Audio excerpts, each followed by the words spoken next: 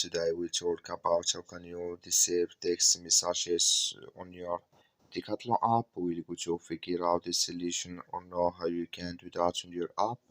So you just follow these ways, then it's going to work with you. So all you have to do, just go down here, click in this sign down here. When you just click on it, it's going to take you to this list. It's going to show for you like this. So then you go down here, just keep going down. Come here to my communication preferences, just click on it.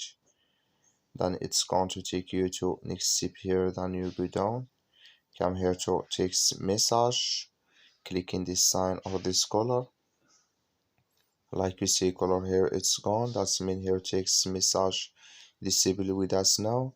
So that's all you have to do. That's all. Thank you for watching. Don't forget to support us by liking, subscribe.